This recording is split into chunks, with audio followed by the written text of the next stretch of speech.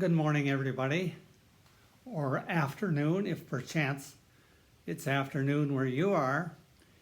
Father Leo again, and I thought since we were not streaming the Mass today, I could go back to what I was doing for years, and that would put on a bit of a homily for this Sunday.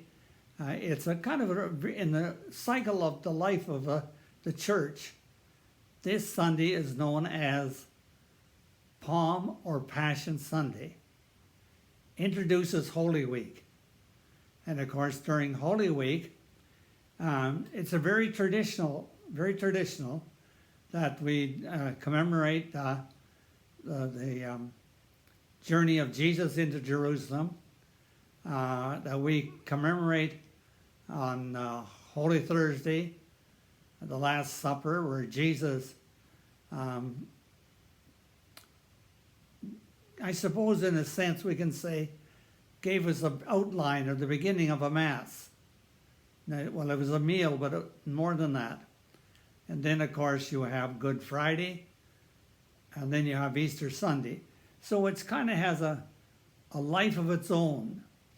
And as people, we embrace that life as a corporate, as a community, not just as an individual, but as a corporate, as a body, as a community. We mark all those things. They are markers in our faith journey, and how each year, hopefully, it's cyclical. In other words, it goes around and around, but down and down to become deeper in our conscious as we raise our consciousness. So the gospel for today is crafted by Matthew. And so Matthew, and what he'd heard and what people told him, crafted a beautiful story of that day when Jesus went up to Jerusalem. He talked, for example, of the Last Supper, where Jesus is gathered with his friends for their community meal. And at that meal, he says, someone who's at table with me will betray me. Now, I suppose all the disciples wondered, who is it? Later on, we learn it's Judas, who for 30 pieces of silver agrees with the authority that he will identify Jesus for them. And that's exactly what happened. He did that. They came and arrested him. So that was the beginning of this Holy Week story. Later on, when he said, I'm probably going to be killed because I've been very outspoken. I've challenged the religious leaders.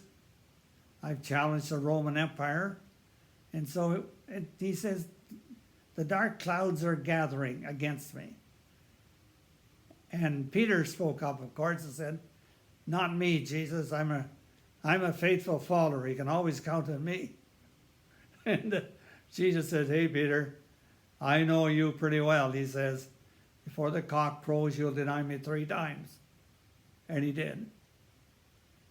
And then, of course, the story has Jesus deciding to go up to Jerusalem because it's the Feast of the Passover, and that's what they did. And, of course, when he goes to Passover, Matthew crafts the story where the people all welcome him.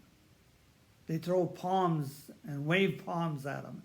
They're welcoming it as he rides on that mule into Jerusalem, where he'll have the upper room for the Last Supper.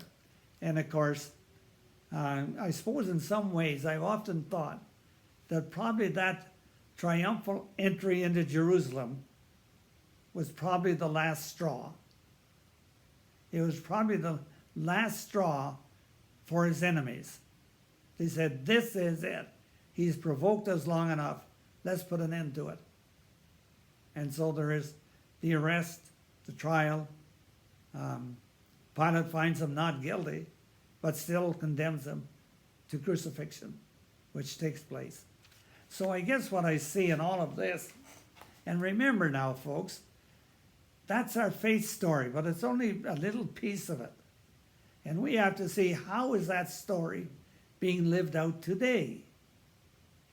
And I guess what I see is, in many ways, the world, and this is the difference now.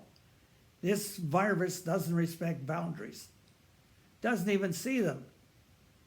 Sees it as one, the one family of humankind, and cross borders, doesn't need any kind of a certification, just goes across the borders, right across now in Canada and here in Peterborough. So I guess for me, this is a Good Friday moment. This is a Good Friday moment.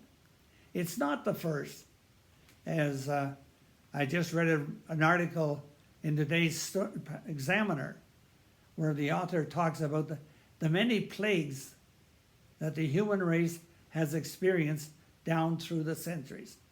So this is not the first one. It's really not the worst one. One of the plagues he talked about, I think now, if I recall, it was the Black Plague, where millions of people died. So here's where I'm saying, yeah, it's bad, but it has been a lot worse. And of course, we have a lot of medical help to deal with today, which they didn't have back then. So there's been many viruses, many mass illnesses, and even death. It's happened many times. So I think in a way, I see it as the human race in living out our Good Friday. Sickness, death, fear, anxiety, living in our homes, feeling like we're living in a prison. We can't go out and enjoy life.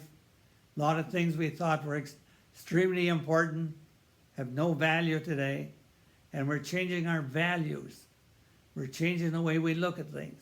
But first of all, it's a virus itself and the leadership of our country to try to contain it. And somehow we live with hope, though. We live with hope that as people got through this in the past, so will we. Hope. And the meaning, hope doesn't always mean success. Hope means finding meaning and purpose. And so you're faced with finding, what's the meaning of this? And of course, for me, it's one more voice from nature, from creation, from the universe. We've had floods, fires, droughts, and now, and many plagues, and now this one. And it's, to me, it's all the voice of creation or God, same thing, saying, look at folks, you're really messing up the earth. You're messing up the earth. It's interesting, today's paper was mentioning that the air over Europe is so much cleaner. Airplanes are not flying, they're not polluting, and the air is so much cleaner for people. And so that's a big thing. And of course, as Bill Gates points out in his article, we have rendered the earth a sick earth. And if you have sick people, if you have sick earth, you'll have sick people. So that's our Good Friday. And it's more to that, but that's one aspect. You can find your own meaning, and that's what hope is, to find a meaning in this that's going to change the human race for the better. Now, we know that 3 days after Good Friday, there's resurrection, Easter. And that too is part of our hope, knowing ahead of time. And even the earth is telling us there's resurrection. We often use a term, the dead of winter. You know, the trees are bare, flowers are gone, they're dead, the grass is shriveled up, the birds have gone, um, everything. It's downtime. But now we're starting to see signs. The birds are coming back. The grass is starting to grow. The snow is melted. Temperatures are getting warmer. And soon we will see the greenery and see the trees. And there will be new life, resurrection. So even nature,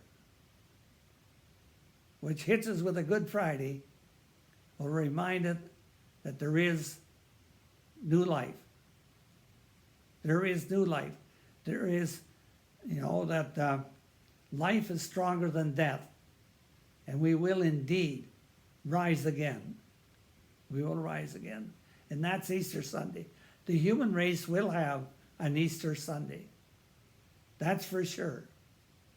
But the thing is, are we going to change our ways? That's the critical question. Because you see, to me, all those things like the drought and floods and fires and all the rest of it, and even the virus now, they're all the voice of the earth crying out, because the earth is suffering. And it's crying out. But will we ever listen? There's a $64 question.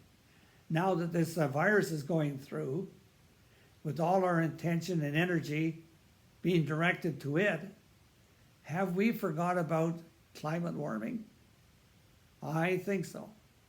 I know we have to deal with this virus and its consequences, but also, are we prepared to change our ways?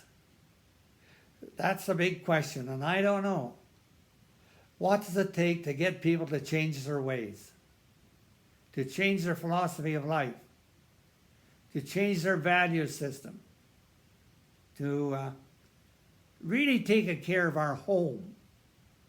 As a little Swedish girl, Greta said, our home is on fire. And people just went on as usual. But with this virus, we won't go on as usual. It's got our attention. But when it's over, are we going to want to go back to the same old?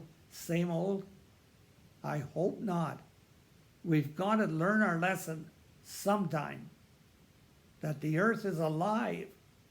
We call her Mother Earth. And Mother Earth gives birth to everything that's here. Birthing. And so I have to say to you, changes have to be made. We don't need so many airplanes in the air polluting the air. We don't need so many cars on the streets. We don't need a lot of things. We certainly don't need fossil fuels. There are renewable fuels, renewable energy of many kinds, and that offers a whole opportunity for new kinds of employment. Just as in the horse and buggy days, when there's a whole industry built around it. So we have a whole industry built around oil. But when Henry Ford brought in automation and was able to produce cars by the large numbers, the horse and buggy industry died.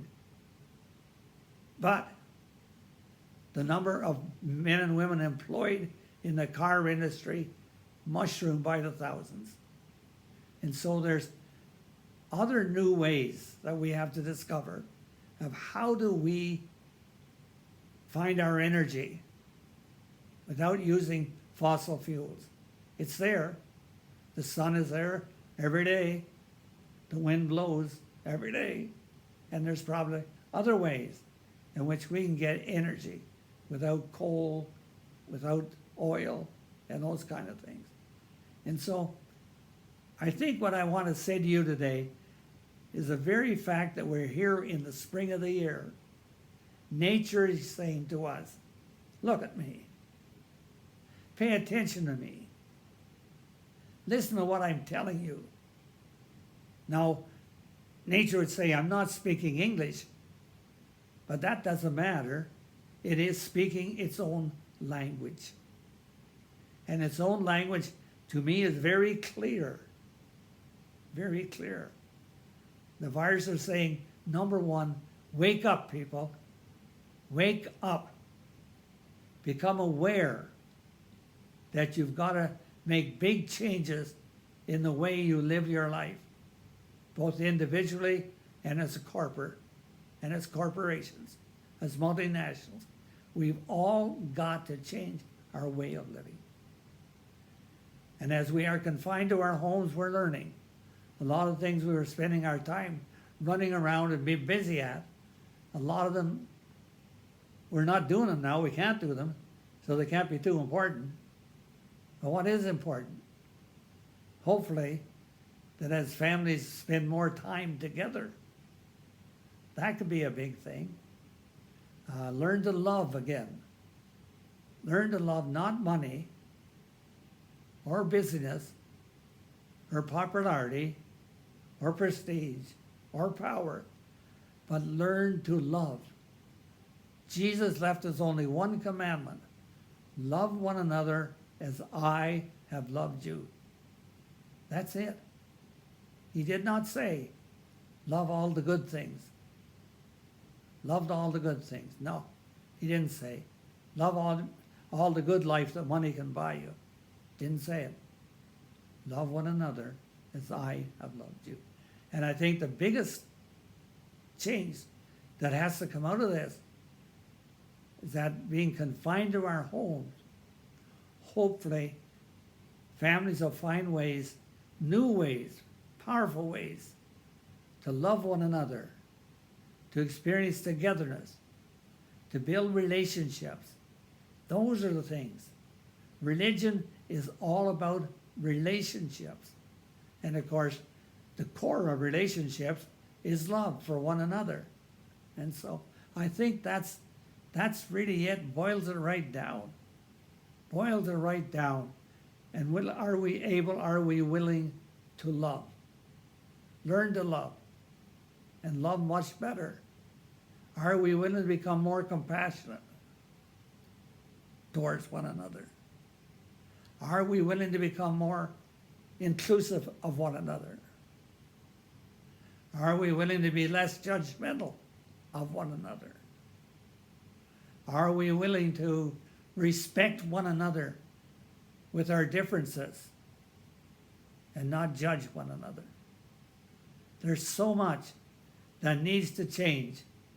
And above all, as I said, this virus is reminding us that the earth is sick. And there's a lot of sick people. And unless when this virus comes to conclusion, it's my hope that we will wake up, heal the earth, have a healthy earth. And if we have a healthy earth, we're going to have much healthier people, much healthier animals, much healthier vegetation, because it's all organic, it's all one. It's all organic, it's all one. And I think that's the thing we must keep in mind, that inspired by the Spirit, we will see ourselves always as corporate people, not as individual, as corporate, as community. And we will therefore make the common good one of the overriding principles in our philosophy of life, the common good of all of creation. So with that in mind, I pray and hope that you keep safe, that you'll be healthy.